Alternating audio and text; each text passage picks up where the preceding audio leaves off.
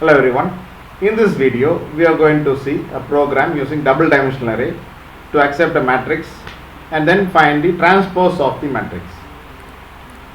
Write a program in Java to store the number in a 4 cross 4 matrix in a double dimensional array, that is DDA, and find the transpose of the matrix. So you can see the original matrix in the left hand side which has 4 rows and 4 columns of elements, and the transpose matrix in the right hand side. You can see row is been shifted to columns. You can see this row, that is 12, 21, 13, 14 is been shifted to a column, that is 12, 21, 13, 14. Now second row 24, 41, 51, 33 it has been given as a second column. So it is just transposing the matrix. We are going to see how to solve this. The transpose of matrix is obtained when we change the row elements into column and column elements into row. Simply you can say, right, ARR is the array variable where I will be represented as row, J is represented as columns, which will be transposed like this, ARR of J and I. So J will be the column which will become row, and I is the row which becomes the column. Okay, just interchanging the subscript values, automatically the values of the matrix also will be transposed. So we are going to see an example program. So in BlueJ you can see public class transpose has been created. I have used a package, util package, which includes scanner class, so that I can get the input through scanner object. So this is scanner object I am creating. Now I have declared an 4 cross 4 double dimensional array matrix, that is for to store the matrix. So that is int arr, 2 open and close square brackets, pair of square brackets, and then equal to new, then the data type again, and then the maximum elements can be stored in the row and the column. So first boxes will first pair will represent the row and second pair represent the column. So 4 rows and 4 columns. So immediately going for the input. So input is to get the element from the user as matrix. So you will need, and whenever you go for double dimensional array, you should have a nested loop. So the outer loop represents the rows and the inner loop represents the columns. So when the I value is 0 and j value is 0, which represents the first element, if the I value is 0, second j value is 1 in second iteration, then it represents the second element.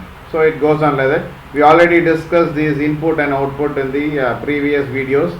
We are going straight to the transpose of matrix here. Now we are going to get the input.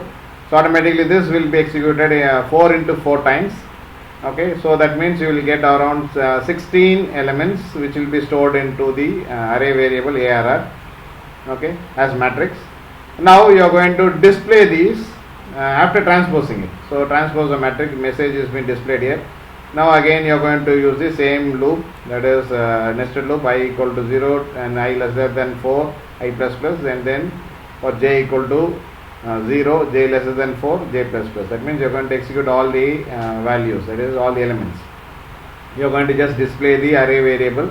Only you can observe here is in input you have ARR of ij. Now in output you can just see it has been shifted as, that is moved, swapped as j and I. So what happens? Row becomes column, columns becomes row. Automatically you can see the elements also will be moved from one place to other place. That is, you are going to just display it. You are not going to move the elements. You are going to just display the row as columns and column as rows. Nothing else.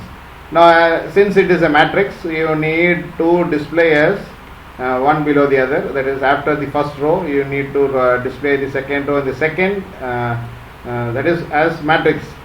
So you are going to display as system.println here, so that it will break the line after the first row and go to the next row. Okay, now I am going to compile this program. So now syntax errors, close, right click on this, click on void main, and then click on OK. Now it is asking to enter the elements. So since it is 4 cross 4, I have to enter 16 elements. You can either enter in a single row, okay, or you can enter as matrix itself. So 1 1 1 1 1 2 1 3 1 4. Now I am writing 2 1 2 2 2 3 2 4. Now 3 1 3 2 3 3 3 4 and 4 1 4 2, 4 3 and 4 4. So totally I have entered 16 elements. Now I am pressing enter. You can see the transpose of matrix. You can see that 11, 12, 13, 14 which has been displayed as column. The row which has been input has been shifted as columns here. Okay, and second row it is 21, 22, 23, 24. You can see it as a second column. So you can see that it is very easy to solve this program.